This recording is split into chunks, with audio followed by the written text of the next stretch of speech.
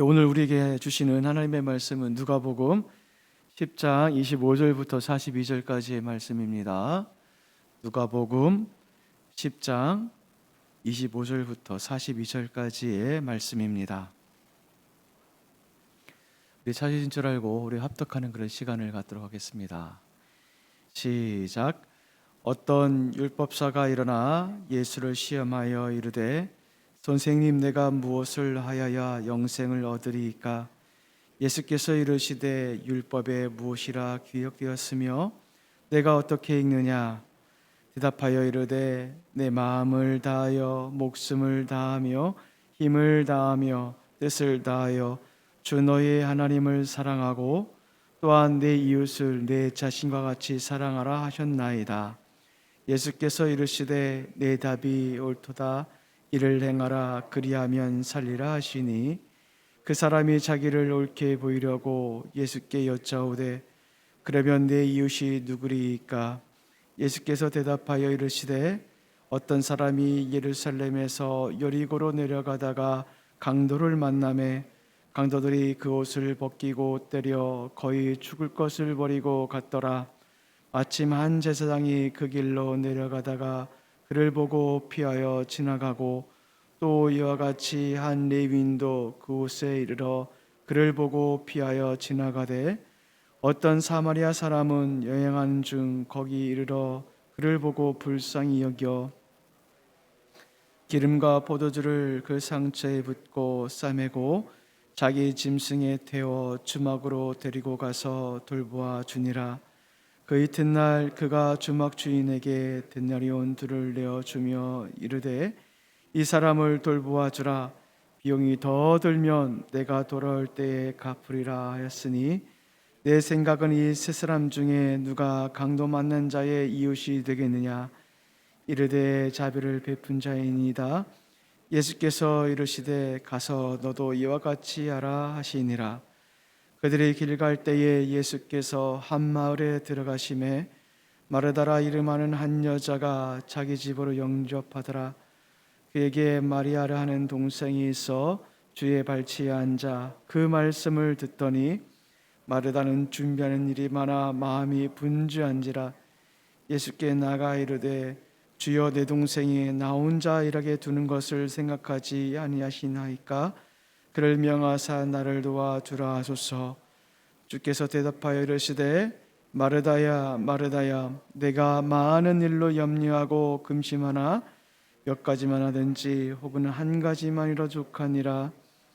마리아는 이 좋은 편을 택했으니 빼앗기지 아니하리라 하시니라. 아멘. 오늘 본문은 매일 성경에서는 이렇게 세 부분으로 나눠져 있는데 두 부분으로 보도록 하겠습니다. 우선 25절부터 34절 이렇게 나누어지고 38절부터 42절 이렇게 보도록 하겠습니다. 우선 첫 번째로 25절부터 34절을 먼저 보는데, 한 율법사가 예수님을 시험하러 찾아옵니다. 그 시험의 주제는 무엇이냐면은 영생에 관한 것입니다.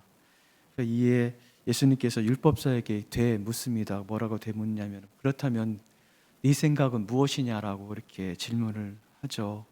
율법사가 대답을 합니다. 신명기 6장 5절하고 레위기 19장 18절을 인용을 해가지고 내 마음을 다하고 목숨을 다하고 힘을 다하고 뜻을 다하여서 주 너희 하나님을 사랑하고 또한 내 이웃을 자신과 같이 사랑하라 라고 이렇게 대답을 합니다. 이 대답에 예수님께서 옳다고 인정을 해주십니다. 왜냐하면은 그 율법 교사가 이야기했던 말씀은 기록된 하나님의 말씀이기 때문에 그렇습니다. 그런 후에 예수님께서 뭐라고 말씀하시냐면 네가 이야기한 것들을 행하라 라고 말씀을 하시죠. 즉 하나님을 사랑하고 이웃을 사랑하는 것이 그 하나님의 말씀을 따르는 것이기 때문에 그 속에 영생이 있다는 것을 알려주고 있습니다. 그런데 그 다음부터가 문제입니다. 이 율법 교사가 예수님께서 예수님 앞에 더 자신을 돋보이기 위해서 질문을 합니다. 어떤 질문을 하냐면, 그러면 내 이웃이 누구입니까? 내 이웃이 누구입니까? 라고 질문해요. 이 질문의 속뜻은 무엇이냐면은 이미 자기는 이웃에 대해서 사랑을 베풀고 있다는 것입니다. 즉 자기는 하나님을 사랑할 뿐만 아니라 이미 이웃을 사랑하고 있습니다. 누구보다도 더 사랑하고 있습니다라고 말하고 있는 것입니다. 이 예수님께서 그 오만을 깨뜨려 버리십니다. 어떤 오만이냐면은 이 율법사가 사랑했던 이웃의 범위, 이 율법사가 사랑의 대상을 제한해서 사랑을 했는데 그 제한된 사랑의 범위를 넓히십니다. 이것을 어떻게 할 수 있냐면은 그 다음 비유를 통해서 비유를 보면 것이 드러납니다. 어떤 사람이 강도를 만납니다. 거의 죽을 지경이 되어서서 버림받아 되어지는데 그때 누가 첫 번째로 지나가냐면은 제사장이 지나가죠. 그때 제사장이 그 강도 만난 자를 보고 피하여 자기 길로 갔다라고 성경은 말씀하고 있고, 두 번째로 지나가는 사람이 나옵니다. 레위인이죠.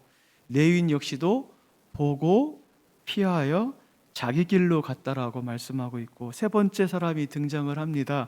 이 세 번째 사람은 사마리아인입니다. 사마리아인은 유대인들이 개처럼 취급했던 사람처럼 취급하지 않았던 그런 사람들입니다.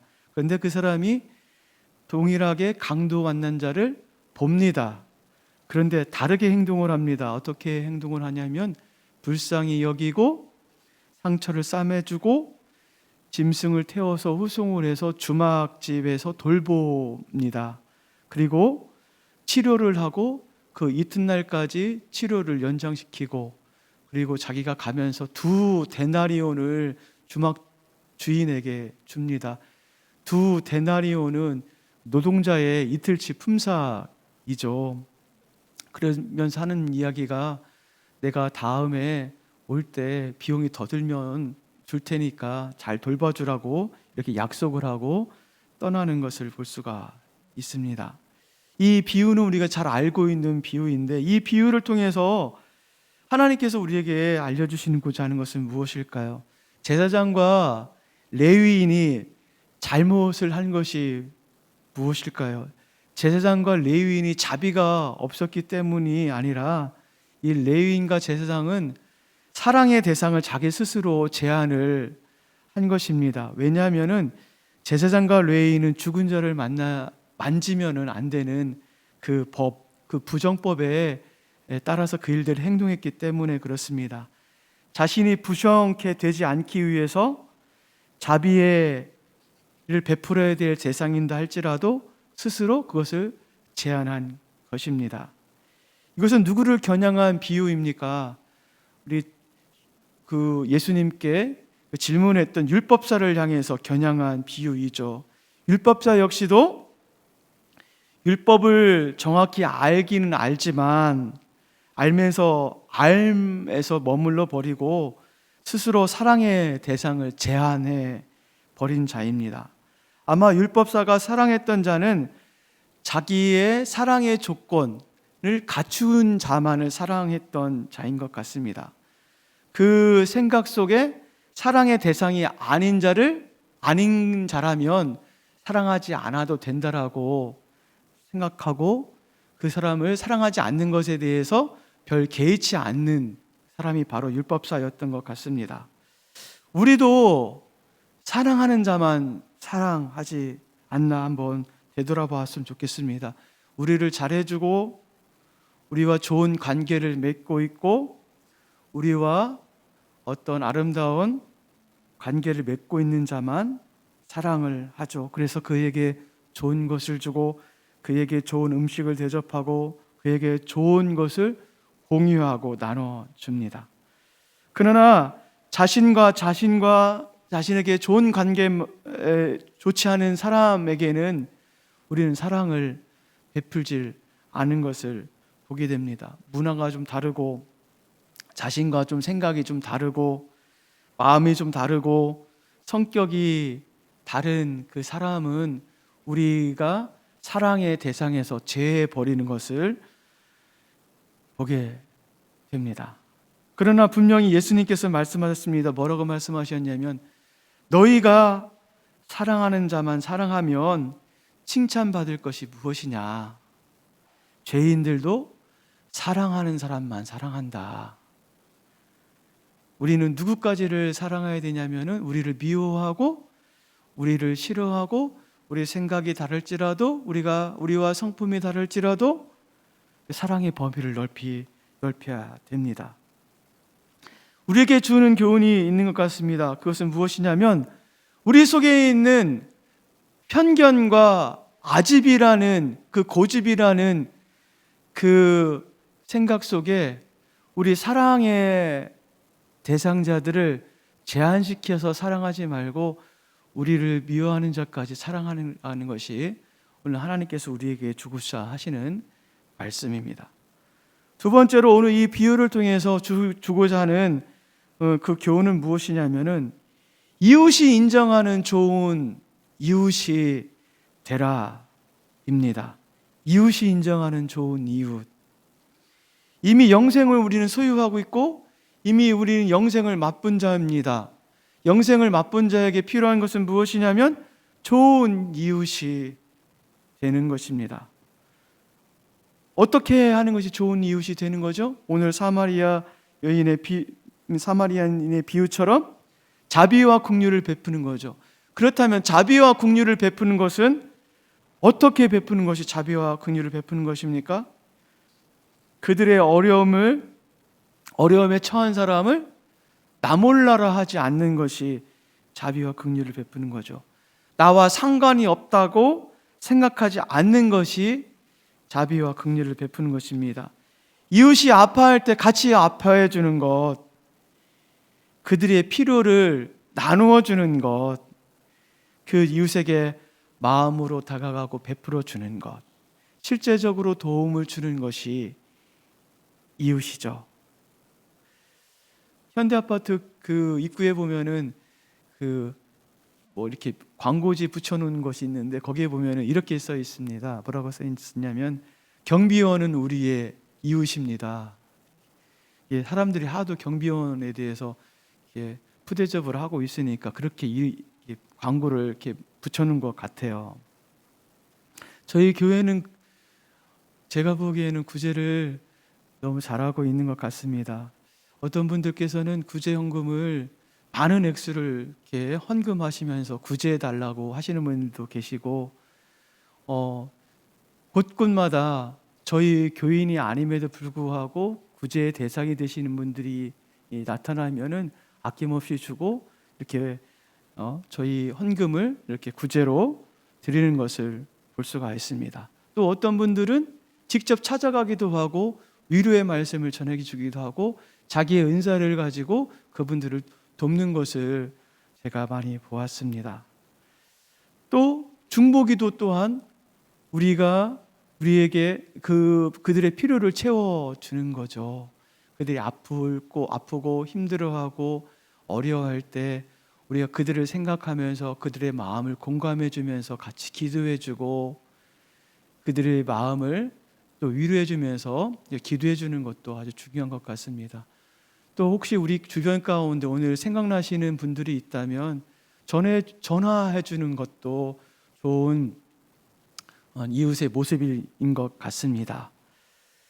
두 번째 파트는 38절부터 42절에 있는 내용입니다. 우리가 잘 알고 있는 내용이 있는데요, 마르다와 마리아의 이야기입니다. 예수님께서 이 마르다의 집에 거하게 되었습니다. 근데 이때 마리아는 예수님의 발치에서 주님의 말씀을 듣는 것을 선택하고 있고, 마르다는 마음이 너무 분주하고 주님이 오셨기 때문에 주님을 대접하기 위해서 되게 분주하게 일을 하고 있는 것을 볼 수가 있어요. 이때 마르다가 예수님께 호소를 하죠. 어떤 호소를 하냐면은 내 동생이 나 혼자 일하게 두는 것을 생각하지 아니하십니까? 그를 명하사 나를 좀 도와주게 해주십시오 라고 이렇게 이야기를 해요. 마르다가 이렇게 예수님께 호소하는 것은 자기의 생각을 좀 알아주시고 자기의 생각을 좀 긍정해 달라고 하는 그런 호소인 것 같습니다. 그런 예수님의 반응은 사뭇 다릅니다. 뭐라고 말씀하시냐면 41절에 보니까 마르다야 마르다야 내가 많은 일로 염려하고 금신하나, 42절 몇 가지만 하든지 혹 한 가지만으로도 족하다. 혹 한 가지만으로도 족하다. 여기서 한 가지만으로도라는 표현을 다른 성경 번역으로 보면요, 이렇게 번역이 되고 있어요. 실상 필요한 것은 한 가지다.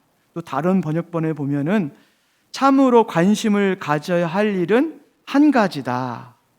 지금 무슨 말씀을 하고 계시냐면, 다른 그 무엇보다도 필요한 것은 한 가지, 관심을 가져야 할 일은 한 가지. 그 한 가지가 무엇이죠? 마리아가 했던 일이죠. 마리아가 어떤 일을 했어요? 39절에 보니까 주의 말씀을 듣는 것을 했어요. 이 본문을 통해서 우리에게 주는 교훈이 있어요.